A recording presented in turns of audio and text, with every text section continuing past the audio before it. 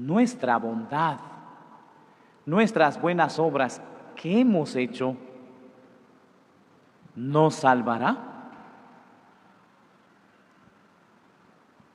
¿Qué dice Ezequiel? Ezequiel capítulo 33, versículo del 12 al 15. Tú, hombre, di a tus compatriotas. Dios le está diciendo, oye Ezequiel, di a tus compatriotas. ¿Qué cosa? Si un hombre bueno peca, su bondad anterior no lo salvará. Miren, el primer hijo le dijo al papá, sí voy, pero no fue. Cometió una falta. Repítales. Si un hombre bueno peca, su bondad anterior no lo salvará. Años y años que de pronto usted o yo hemos venido perseverando en hacer lo bueno. Pero de pronto usted dice, toda mi vida he hecho cosas buenas, pero no progreso, no tengo ciertas cosas, me cansé. Ahí está el riesgo del cansancio de los buenos. Y dice, esa persona que es injusta, que hace trampa y otras cosas más, le va bien, progresa, tiene lo necesario. Y sigue el ejemplo del que hace el mal. ¿Qué dice Dios? Su bondad anterior no lo salvará. Disculpe, hermano, todo lo bueno que se ha hecho antes no lo salvará. Pero es que mire, yo toda la vida he hecho, disculpe, no soy yo Dios.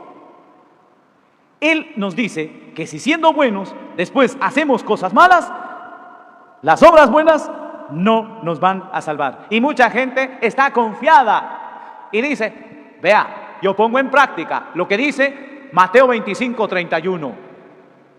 Y el rey se sentará en su trono y dirá, vengan benditos de mi Padre a mi derecha, porque tuve hambre y me dieron de comer, tuve sed y me dieron, etcétera, etcétera, etcétera. ¿Cuándo lo hicimos contigo? Cuando lo hicieron con el más insignificante de mis hermanos, conmigo lo hicieron. Yo hago. Sí, pero cuidado. Usted puede hacer buenas obras. Yo puedo hacer buenas obras. Esas obras no nos van a salvar si vivimos en pecado mortal. Al parecer, son tantas cosas buenas que hacemos y por ahí unas cuantas que no son buenas. Debería pesar lo bueno. Es decir, un par de caídas por ahí, eso no significa nada. Dice que si es que cometemos pecado, no habrá salvación. Y si un malvado deja de hacer el mal, su maldad anterior no será causa de su muerte. Señor, eres injusto. O sea, mira esa gente que pasó haciendo el mal toda su vida, al final se arrepiente, cambia, y el resto de los años que le queda se dedica a hacer el bien, se salva. Y yo que toda la vida he hecho el bien, ahora cometo estos pecados y no me voy a salvar. ¡Qué injusto es Dios! No, espere. Dios sabe lo que dice y lo que hace. ¿Qué nos toca? Hacer la voluntad de Dios. Miren, el segundo hijo. El primer hijo, bueno, dijo, papá, con mucho gusto, yo voy a tu finca, voy a tu viña, voy a tu hacienda y voy a trabajar. El segundo, anda, no quiero ir. Se arrepintió y fue. ¿Cuál de los dos hizo la voluntad del Padre? El segundo. Eso nos toca. Hermanos, cuidado. Si estamos viviendo en pecado mortal, ya es hora de abrir nuestros ojos y de darnos cuenta a dónde estamos yendo. ¿Qué dice la canción? Nadie es eterno en el mundo. Nadie. Mañana podemos irnos y... Si el hombre bueno peca, su bondad anterior no le valdrá para seguir viviendo. Siga. Si yo le prometo vida a un hombre bueno y éste, ateniéndose a su bondad... Hey, Dios nos promete vida, pero nosotros ateniéndonos a nuestra bondad, a nuestras decisiones, no hacemos la voluntad del Padre, ¿qué pasa? Hace el mal, no tomaré en cuenta ninguna buena acción suya. Mire, no tomaré en cuenta ninguna acción suya. Para poder hacer buenas acciones, tenemos que estar cercanos a Dios, en común unión con Cristo. Y si condeno a morir a un malvado, y éste deja el pecado y actúa bien y con justicia, y devuelve lo que había recibido en prenda, o lo que había robado, y cumple las leyes que dan la vida, y deja de hacer lo malo, ciertamente vivirá y no morirá. Que seamos nosotros esos. Que seamos nosotros, que de pronto hemos caído en pecado. Y entrando en ese proceso de conversión, logremos un día alcanzar la gloria del cielo. Vamos a Isaías, capítulo 55, versículo del 6 al 9. Isaías, capítulo 55, versículo del 6 al 9. La pregunta es, ¿qué nos pide Dios que hagamos? ¿Qué nos pide Dios que hagamos? Y si somos como el segundo hijo, vamos a hacer la voluntad de Él. Díganles. Busquen al Señor mientras puedan encontrarlo. Esto no lo olvide. Siga. Llámenlo mientras está cerca. Hagámoslo, por favor.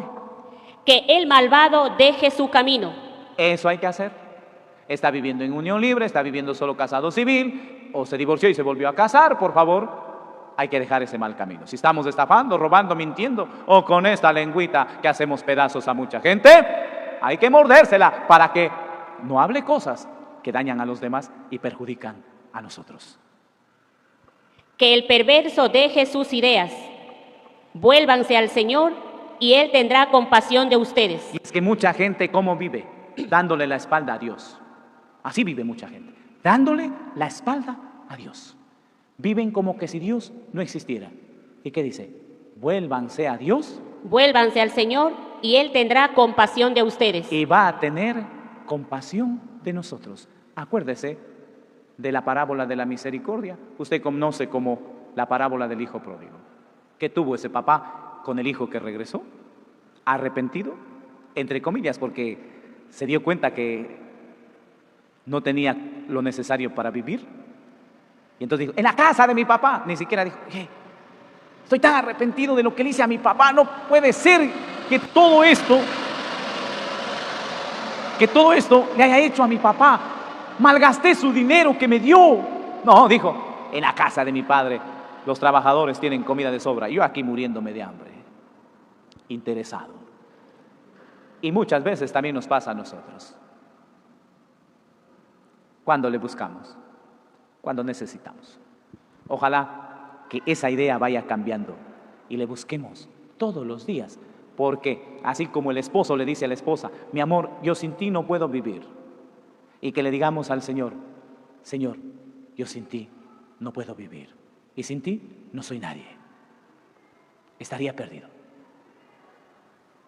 Vuélvanse a nuestro Dios, que es generoso para perdonar. Concluyamos. Vamos a Eclesiástico capítulo 21, versículo 1. Eclesiástico capítulo 21, versículo 1. Oiga lo que nos va a decir Dios. Y si nosotros tenemos oídos para oír, lo vamos a captar. Y lo vamos a practicar. Vamos a hacer la voluntad de Dios. Dígale. Hijo mío, ¿pecaste? Esa es una preguntita para todos, en la que la mayoría de nosotros debemos alzar la mano, decir, sí. Hijito mío, ¿estás viviendo en pecado? ¿Cometiste tales cosas? ¿Hiciste otras? Sí, Señor. No lo vuelvas a hacer. Ahí está la conversión. No lo vuelvas a hacer.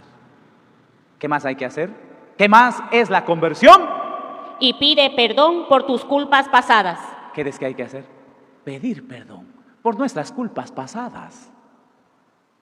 A ver, en la juventud, ¿acaso, perdón la expresión y mi vulgaridad, acaso no metimos las patas?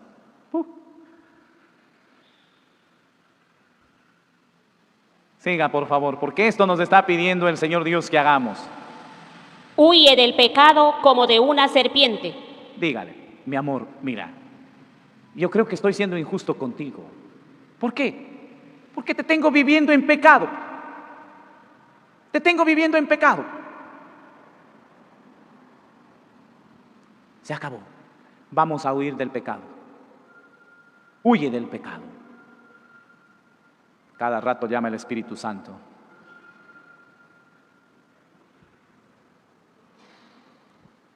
Y díganse, ¿a quién tiene viviendo en pecado? ¿A quién tenemos viviendo en pecado? Llamados a hacer, ¿qué hay que hacer? Huye del pecado como de una serpiente. Claro, porque usted no le dice, hola serpiente, hola señorita X, ¿cómo estás? Y las otras 2X sumadas se hacen 3X. No. O le dice, hola X, ¿por qué me sacas la lengua? Usted corre o le mata. Le elimina porque esa serpiente es venenosa y puede matarlo. Así es el pecado. Huye del pecado como de una serpiente, pues si te acercas te morderá. Y cuando una serpiente muerde, llamada pecado, Tiene dientes de león para matar a los hombres. lo dicho, dicho está. Pidámosle a Dios que nos ayude a ponerlo en práctica y sobre todo a cambiar, como dice San Pablo cuando escribe a los Romanos en el capítulo 12, versículo 1 y siguientes, cambien su manera de pensar y cambiará su manera de vivir. Que eso lo hagamos. Dios nos está ofreciendo su perdón, su misericordia y nos está ofreciendo la vida eterna. No desaprovechemos esta oportunidad.